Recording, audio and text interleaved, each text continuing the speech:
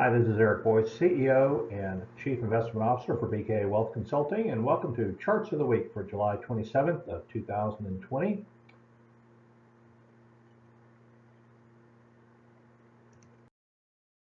Please see our disclaimer for important information. So, as we have been over the last several weeks, I'd like to start off with the latest COVID data. Obviously, we had a noticeable spike in caseload, which garnered a lot of attention in the press starting about the beginning of June, kind of following the Memorial Day weekend break. So we kind of want to continue to follow this data, and so you could see in essentially the blue bars, you've got the daily reported new positive tests, and so we've seen a little attenuation in the trend that we've had for the better part of the last month and a half. Daily reported deaths, you can see, is beginning to perk up a little bit. Now we've had kind of a muted trend, but that trend is kind of migrating up slightly. But in the lines that you see, the blue line is kind of a 7-day moving average, which I would submit is far more relevant than looking at individual data points, which can be a little bit noisy. But the blue line that you see is beginning to flatline. So that's a positive development, even if we're seeing daily death, 7-day moving average continue to migrate slightly higher, but deaths obviously lag reported cases, and so I think there are a lot of people that expected this to happen to some degree, but obviously as we're monitoring it, we'd like to see that blue line begin to roll over, and we would expect that orange or amber line, if you will, to eventually make the same path. So deaths as a share of hospitalizations. We showed this chart at least last week, if not 2 weeks ago. But basically, the thing to focus on is the line, kind of that amber line, if you will, the deaths as a share of hospitalizations. Again, on a 7-day moving average, which again I think is important because it smooths out some of the daily variability in the data. But hospitalization rates, we know have gone up throughout the month of June and into July thus far. You can see that in the gray bars, and then the blue bars represent the daily deaths. And so I think that the more that we see that that amber line, flat line, the better off we're going to be. And I think eventually, I think all of the reporting on this whole thing is going to coalesce on that number, deaths as a share of hospitalization. So, and as it relates to ICU bed capacity and things like that, hopefully we'll see that line continuing to flatten out and obviously not move higher. So ICU admissions versus mobility. This is kind of an interesting trend here. And again, these last three charts come to us by way of First Trust up in Chicago that we work very closely with. And so this is kind of an interesting, I'll call it an inverse correlation. So there's a negative correlation between mobility in the U.S. And this is basically tracked by Google. And it's, people that are going to retail, going to do recreation, obviously going to shopping, grocery, just everything. So Google mobility, just thinking of everything that you would do by getting in your car and turning it on and driving somewhere is being captured in this statistic. And as you might expect, in April, we were fairly muted. The economy was shut down. Most of us had stay in place orders. And so not much was going on. And then we eventually were able to get in our cars and begin to be a little bit mobile. You can see that trend continuing really until about the second week of June, and then that really flattened out a bit. Now, interestingly enough, if you look at that amber line again, that represents people that are in the ICU with COVID-19. You can see that there's basically a negative relationship, which is somewhat intuitive, that as that ICU,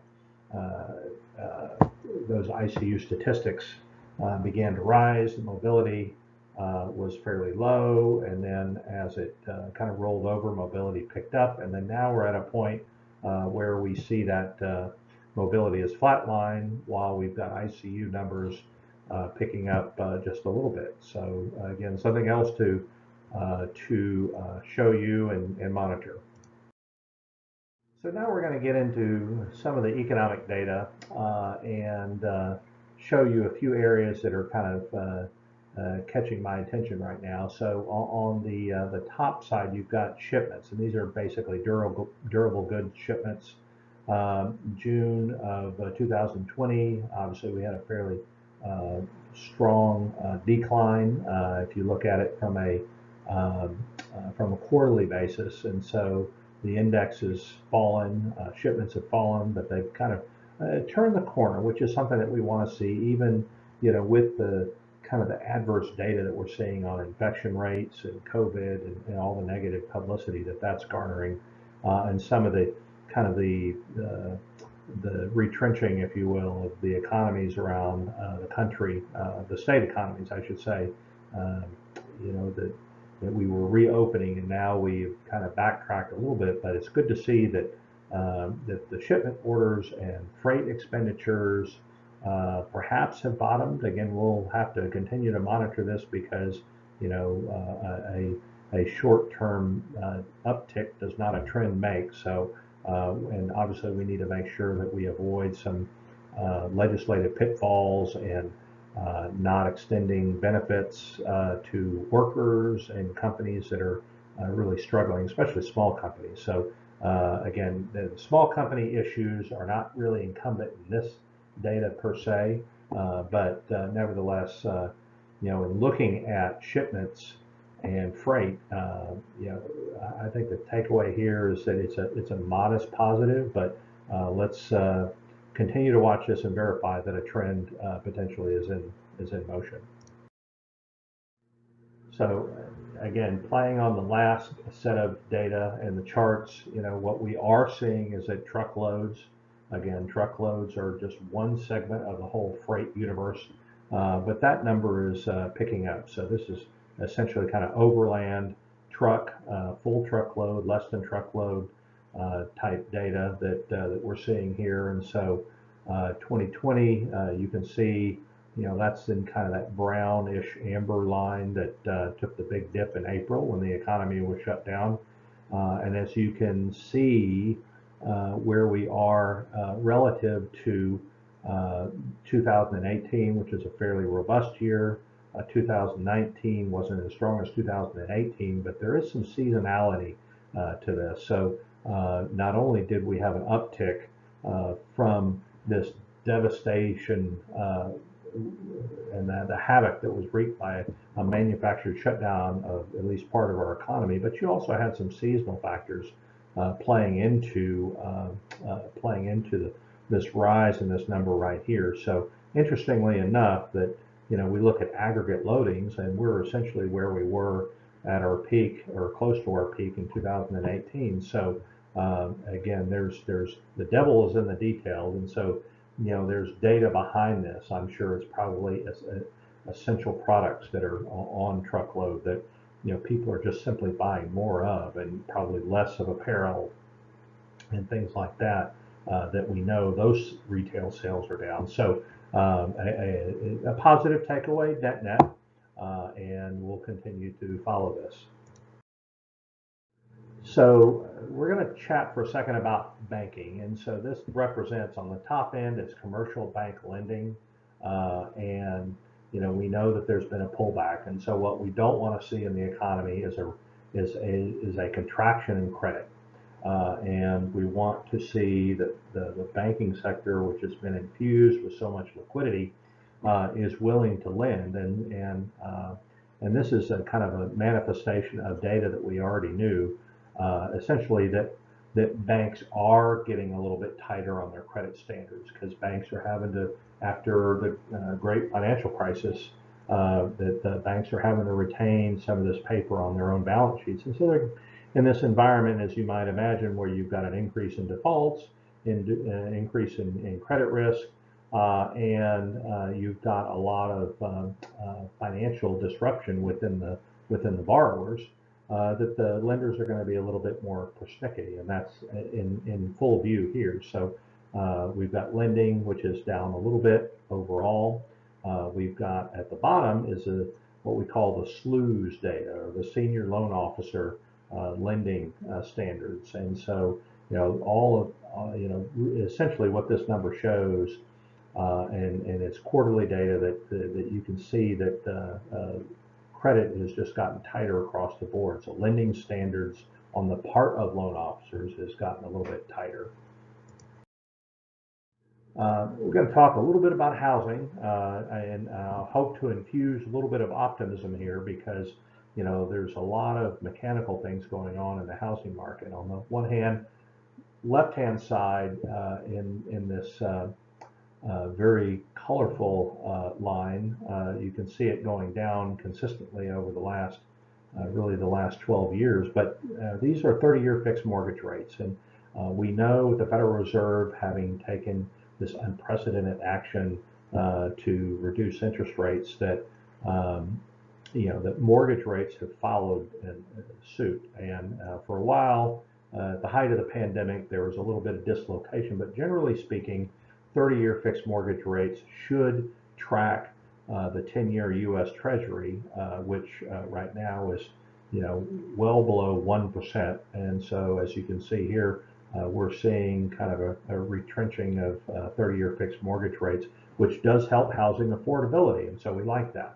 On the right-hand side is the National Association of Home Builders Home Builder Optimism survey, and with the pounding that it took several months ago, I mean, we're almost right back where we were. So we know in many parts of the country, with interest rates and mortgage rates being so low, that there is mobility within the housing market. And so builder optimism in turn has improved, and that's very healthy, because there's a lot of downstream second derivative industries that are tied to the housing market. And obviously we want to make sure that housing is on the upswing.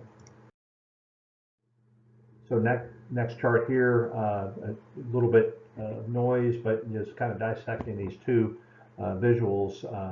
We have on the left-hand side is basically new listings, and really what I can say is that you've got multiple years represented here, and the red, or this really dark amber color, represents the current year.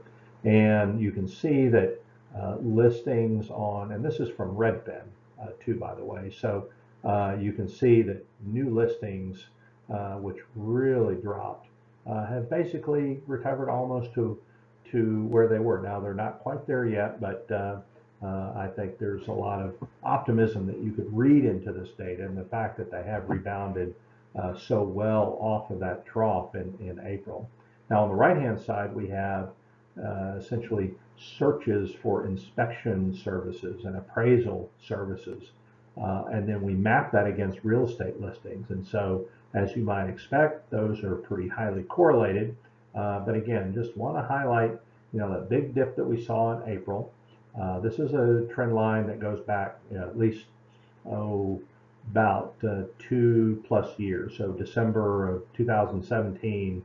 So not quite 3 years, but more than 2 years. But you can see here in the later data, that rapid rise. Again, more evidence here of some health within the housing market. So, and this is a number that simply reflects houses sold. So we know that number increased almost 14% in June. Again, there's a peak that you can see there, basically well over a decade ago. And, I would hope for all of our sakes that we don't get back there. But, if you were to kind of smooth out and take out the highs and the lows, that we're very close to kind of a trend line type number for units sold. And these are single family houses.